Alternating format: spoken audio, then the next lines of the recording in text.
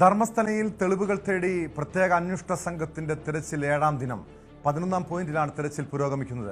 കഴിഞ്ഞ ദിവസം കൂടുതൽ മൃതദേഹാവശിഷ്ടങ്ങൾ ലഭിച്ച ബംഗളക്കുന്നിന് സമീപമാണ് ഈ പ്രദേശം. പൂർണ്ണ മനുഷ്യാസ്ഥികൂടത്തിന് പുറമെ 60ലധികം അസ്ഥിഭാഗങ്ങൾ മംഗളക്കുന്നിൽ കണ്ടെത്തിയിരുന്നു. കെ വി ബൈജു ചേരുന്നുണ്ട് വിവരങ്ങളുമായി. ബൈജു, ഈ സ്പോട്ട് പോയിന്റുകൾക്ക് പുറമെ മറ്റു സ്ഥലങ്ങളിലും, അതായത് ഈ മുൻ ശുചീകരണ തൊഴിലാളി ആദ്യഘട്ടത്തിൽ ചൂണ്ടിക്കാണിക്കാതിരുന്ന സ്ഥലങ്ങളിൽ നിന്നും നിരവധി അസ്ഥിയുടെ ഭാഗങ്ങൾ കഴിഞ്ഞ ദിവസം കണ്ടെത്തിയിരുന്നു. ഇപ്പോൾ 7ാം ദിവസത്തെ തെരച്ചിൽ 11ാം പോയിന്റിലാണ്. എത്ര ദിവസം കൂടി തെരച്ചിൽ വേണ്ടിവരും? മാത്രമല്ല, മറ്റ് സ്പോട്ടുകളിലും ഈ ദിവസങ്ങളിൽ തന്നെ തെരച്ചിലുണ്ടാകുമോ? തീർച്ചയായും ടോമെ, ഇപ്പോൾ 11ാം പോയിന്റിലാണ് ഇപ്പോൾ പരിശോധന നടക്കുന്നത്. നമുക്കറിയാം, ഇന്നലെ സർപ്രൈസ് സ്പോട്ട് എന്നാണ് ഈ അന്വേഷണ സംഘം വിശദമാക്കിയത്. ആ സ്ഥലത്ത് നിന്നാണ് ഇതുവരെ ഈ അന്വേഷണവുമായി ബന്ധപ്പെട്ട് ഏറ്റവും കൂടുതൽ ഇത്തരത്തിൽ വസ്തുക്കൾ ലഭിച്ചത്. അതായത് പൂർണ്ണ മനുഷ്യ അസ്ഥികൂടം, അതോടൊപ്പം 60ഓളം അസ്ഥികൾ, ഇങ്ങനെ ഒരു സാധനമാണ്. ഇത്തരത്തിലുള്ള വസ്തുക്കളാണ് ഒരു പോയിന്റ് നിന്ന് ലഭിച്ചത്. അതായത് നേരത്തെ മാർക്ക് ചെയ്തിട്ടില്ലാത്ത സ്ഥലമാണ്. 1 മുതൽ 13 വരെയാണ് മാർക്ക് ചെയ്തിട്ടുള്ളത്. ഈ 13 ഇടങ്ങൾ പരിശോധിക്കുന്നതിന് പകരം 11ാമത്തെ പോയിന്റ് പരിശോധന നിർത്തി ഇത്തരത്തിൽ വനത്തിനകത്തേക്ക് ഈ സംഘം കടക്കുകയായിരുന്നു. ഉച്ചയ്ക്ക് ശേഷമാണ് ഇത്തരത്തിലുള്ള ഒരു ഞെട്ടിപ്പിക്കുന്ന വിവരം അറിയുന്നത്. ഇവിടെ ഇത്തരത്തിൽ മനുഷ്യാസ്ഥി കൂടെ ലഭിച്ചു. ഇത്തരത്തിൽ കൂടുതൽ ശരീരാവശിഷ്ടങ്ങൾ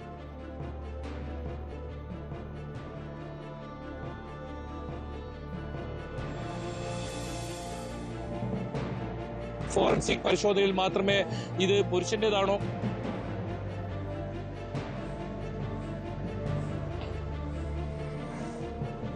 ടോമേ, ഈ പരിശോധനയിൽ മാത്രമേ ഇത് സ്ത്രീയുടെ ഓക്കെയാണ്. ധർമ്മസ്ഥലയിൽ തെളിവുകൾ തേടി പ്രത്യേക അന്വേഷണ സംഘത്തിന്റെ തിരച്ചിൽ പുരോഗമിക്കുകയാണ്. ബൈജു, ഇപ്പോൾ കഴിഞ്ഞ ദിവസം 60ലധികം അസ്ഥിഭാഗങ്ങൾ കണ്ടെത്താൻ കഴിഞ്ഞിട്ടുണ്ട്. അതായത് 3ാം ദിവസത്തെ തെരച്ചിൽ കണ്ടെത്തിയ പൂർണ്ണ മനുഷ്യ അസ്ഥികൂടത്തിന് പുറമെയാണിത്. മറ്റു വിവരങ്ങൾ, അതായത് നേരത്തെ തന്നെ ഈ പ്രത്യേക അന്വേഷണ സംഘം ഈ ചോദ്യം ചെയ്യലുമായി ബന്ധപ്പെട്ട വിവരങ്ങൾ, അതിനൊക്കെ ഒരു രഹസ്യ സ്വഭാവം, ഈ തെരച്ചിലൊക്കെ ഒരു രഹസ്യ സ്വഭാവം കാത്തു സൂക്ഷിച്ചിരുന്നു. അതോടൊപ്പം ഈ ആരോപണ വിധേയനായിട്ടുള്ള വ്യക്തിയെ കൂടി ചോദ്യം ചെയ്യാനുള്ള നീക്കം ഉണ്ടാകുമെന്ന് നേരത്തെ സൂചിപ്പിച്ചിരുന്നല്ലോ. അത്തരം നീക്കം ഉടൻ തന്നെ ഉണ്ടാകുമോ? നിലവിൽ ചോദ്യം ചെയ്യൽ ആരംഭിച്ചിട്ടുണ്ടോ?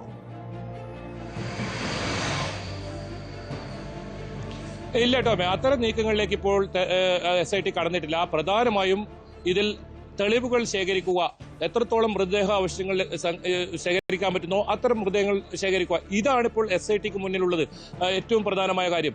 അതിനുശേഷം മാത്രമേ ഈ സാക്ഷി മൊഴി നൽകിയിരിക്കുന്ന പ്രകാരം ഇത് തന്നെ ആരാണ് ഈ ദൗത്യം ഏൽപ്പിച്ചത് അവരിലേക്ക് എത്തുക, അതുകൂടാതെ ഇതിൽ ആരൊക്കെ ഉൾപ്പെട്ടിട്ടുണ്ടോ അവരിലേക്ക് എത്തുക. ആദ്യം ഇതിൽ കൃത്യമായി പരിശോധന നടത്തി എത്രത്തോളം തെളിവുകൾ ശേഖരിക്കാമെന്ന് തന്നെയാണ് SIT ഉദ്ദേശിക്കുന്നത്. ഇതിൽ ഫോറൻസിക് പരിശോധനാ ഫലം വളരെ നിർണായകമാണ്. കാരണം 6ാമത്തെ സ്പോട്ടിലാണ് ആദ്യം മൃതദേഹം ഇത്തരത്തിൽ പൂർണ്ണമായ ഒരു മനുഷ്യന്റെ അസ്ഥികൂടം ലഭിക്കുന്നത്. ഇത് സംബന്ധിച്ച ഫോറൻസിക് പരിശോധന പ്രാഥമികമായ ഒരു ഫലം മാത്രമേ ഇപ്പോൾ വന്നിട്ടുള്ളൂ.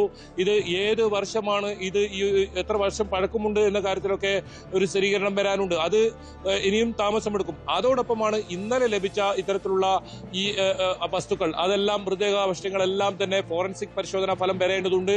ഇത് എത്ര വർഷം പഴക്കമുള്ളതാണ്, ഇത് ഏത് രീതിയിൽ കൊല്ലപ്പെട്ടതാണ്, അത്തരം കാര്യങ്ങൾ പുറത്തു വന്നാൽ മാത്രമേ ഇതിൽ ശുചീകരണ തൊഴിലാളി മൊഴി നൽകിയ പ്രകാരമുള്ള സാക്ഷികളെ അല്ലെങ്കിൽ ഈ കേസിൽ ഉൾപ്പെട്ടിട്ടുള്ള ആളുകളുടെ ഒക്കെ ചോദ്യം ചെയ്യലുണ്ടാകും. ഇതിൽ ഏറ്റവും പ്രധാനം 13 പോയിന്റാണ് ഇപ്പോൾ മാർക്ക് ചെയ്തിട്ടുള്ളത്. 70ഓളം ഇടങ്ങളിൽ ഇത്തരത്തിൽ 100ലധികം ആളുകളുടെ പ്രായപൂർത്തിയാവാത്ത പെൺകുട്ടികളെ ഉൾപ്പെടെ മൃതദേഹങ്ങൾ കുഴിച്ചിട്ടുണ്ടെന്നാണ് ഈ സാക്ഷിയുടെ മൊഴി. അതുകൊണ്ട് തന്നെ ഇത് മുഴുവൻ പരിശോധിച്ച് അതിനുശേഷം മാത്രമേ അത്തരം നടപടികളിൽ കടക്കൂ എന്നാണ് നമുക്ക് മനസ്സിലാക്കാൻ സാധിക്കുന്നത്. ഇപ്പോഴും ഈ പരിശോധന നടക്കുന്നത് പൂർണ്ണമായും രഹസ്യ സ്വഭാവത്തിലാണ്. ഈ ഭാഗങ്ങളെല്ലാം മറച്ചുവെച്ച് അതിനകത്ത് പരിശോധന പരിശോധന നടത്തുന്നു. അത് JCB ഉണ്ട്, ഒപ്പം തൊഴിലാളികൾ ഉൾപ്പെടെ ഉണ്ട്.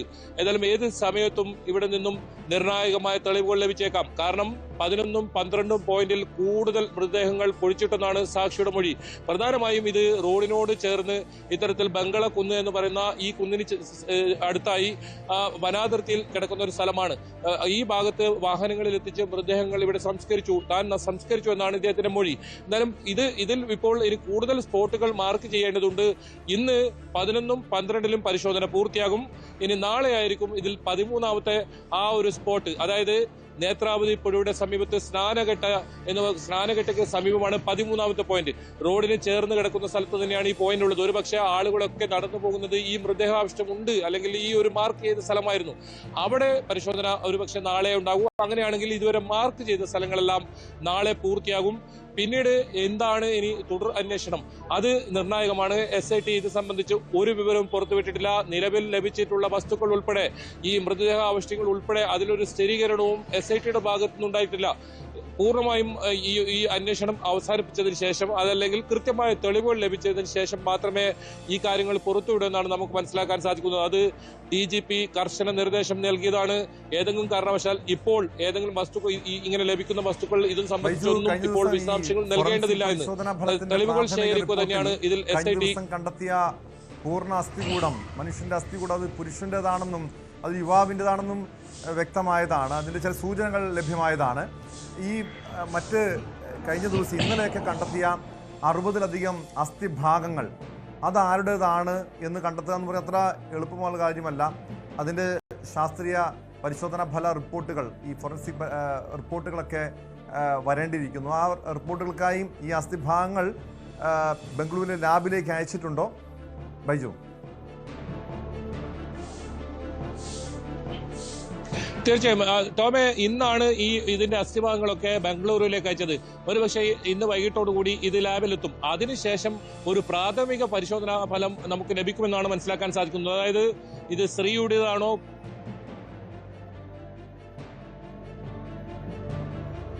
ഫലം ലഭിക്കണമെങ്കിൽ അതിന് ഇനിയും താമസമുണ്ടാകും. ഒരുപാട് താമസമുണ്ടായി മാത്രമേ ഇത് അറിയാൻ സാധിക്കൂ. എന്തായാലും ഫോറൻസിക് പരിശോധനാ ഫലം വരുന്നതിന് മുമ്പ് തന്നെ ഓരോ സ്ഥലങ്ങളിലും ഇത്തരത്തിൽ പരിശോധന നടത്തി ഈ തെളിവുകൾ ശേഖരിക്കുക എന്ന് തന്നെയാണ് SIT ഇപ്പോൾ ഉദ്ദേശിക്കുന്നത്. ആ ശുചീകരണ തൊഴിലാളി ചൂണ്ടിക്കാട്ടുന്ന മുഴുവൻ ഇടങ്ങളും പരിശോധിക്കുക, അതാണ് ഇപ്പോൾ SIT തീരുമാനിച്ചിട്ടുള്ളത്. അതുകൂടാതെ SIT ഇപ്പോൾ വിപുലീകരിക്കുന്ന കാര്യവും ആലോചിക്കുന്നുണ്ട്. കാരണം ഇപ്പോൾ 20 അംഗങ്ങളാണ് SITയിലുള്ളത്. DGPയുടെ നേരിട്ടുള്ള മേൽനോട്ടത്തിൽ 20 അംഗ ആളുകളാണ് ഇപ്പോൾ ഉള്ളത്. അത് ഒരു പക്ഷേ വിപുലീകരിച്ച്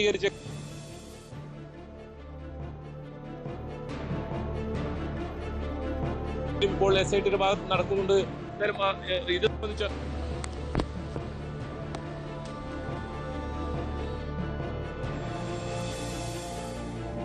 ധർമ്മസ്ഥലയിൽ ഏഴാം ദിവസത്തെ പരിശോധന പുരോഗമിക്കുകയാണ്. 11ാം പോയിന്റിലാണ് തെരച്ചിൽ. ബൈജു, അതോടൊപ്പം നേരത്തെ 13 സ്പോട്ട് പോയിന്റുകളാണ് രേഖപ്പെടുത്തിയിരുന്നത്. ഇത് ഈ വനമേഖലയ്ക്ക് പുറമെ, അതായത് സർക്കാർ ഭൂമിയും വനമേഖലകളിലുമാണ് ഈ 13 സ്പോട്ട് പോയിന്റുകളും. ഇതിന് പുറമെ ക്ഷേത്രത്തിൻ്റെ ട്രസ്റ്റിൻ്റെ കീഴിലുള്ള സ്ഥലം, സ്വകാര്യ വ്യക്തികളുടെ സ്ഥലം, ഇവിടെയൊക്കെ ഈ അസ്ഥിഭാഗങ്ങൾ, ഈ ശരീരഭാഗങ്ങൾ കുഴിച്ചിട്ടുണ്ട് എന്ന് മുൻ ശുചീകരണ തൊഴിലാളി വെളിപ്പെടുത്തിയതാണ്. അത്തരം വിവരങ്ങൾ അന്വേഷണ സംഘത്തിന് കൈമാറിയതാണ്. പക്ഷേ അവിടെ പരിശോധിക്കണമെങ്കിൽ നിയമപരമായ എല്ലാ പഴുതുകളും അടച്ചു തന്നെ കാര്യങ്ങൾ മുന്നോട്ട് പോകണം. അതിനുവേണ്ടിയുള്ള നിയമസഹായം അന്വേഷണ സംഘം തേടിയിട്ടുണ്ടോ? മറ്റ് സ്ഥലങ്ങളിലേക്കും ക്ഷേത്രത്തിൻ്റെ ട്രസ്റ്റിൻ്റെ കീഴിലുള്ള സ്ഥലങ്ങളിലേക്കും തെരച്ചിൽ ഉടൻ തന്നെ ഉണ്ടാകുമോ?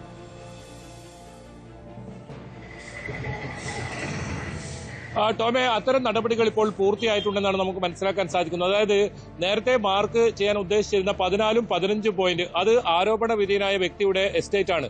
അവിടെ പരിശോധന നടത്താൻ കോടതി ഉത്തരവോടുകൂടി നടത്താമെന്നൊരു തീരുമാനത്തിലെത്തുകയായിരുന്നു. അങ്ങനെ അതിനുള്ള അനുമതി ലഭിച്ചിട്ടുണ്ടെന്നാണ് മനസ്സിലാക്കാൻ സാധിക്കുന്നത്. അപ്പോഴും ഈ 13ാം പോയിന്റ് നമുക്ക് പൂർത്തിയാക്കേണ്ടതുണ്ട്. ഇനി 3 പോയിന്റാണ് ബാക്കിയുള്ളത്. അതോടൊപ്പം സാക്ഷി ചൂണ്ടിക്കാട്ടിയ ഈ വനത്തിനകത്ത് പല പ്രദേശങ്ങളുമുണ്ട്. അവിടെയും ഒരുപക്ഷെ പരിശോധന നടത്തിയതിനു ശേഷമായിരിക്കും ഇത്തരത്തിലുള്ള ഈ ആരോപണ വിധേയനായ വ്യക്തിയുടെ സ്ഥലങ്ങളിൽ ഉൾപ്പെടെ പരിശോധിക്കുന്നതെന്നാണ് നമുക്ക് മനസ്സിലാക്കാൻ സാധിക്കുന്നത്. എന്നാലും SITയുടെ നീക്കങ്ങളെല്ലാം വളരെ രഹസ്യമാണ്.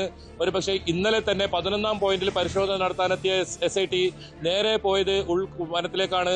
അവിടെ പരിശോധന നടത്തുന്നു. അവിടുന്ന് കൃത്യമായി 4 മണിയോടുകൂടി ഇത്തരത്തിൽ മൃതദേഹാവശിഷ്ടങ്ങൾ ലഭിക്കുന്നു.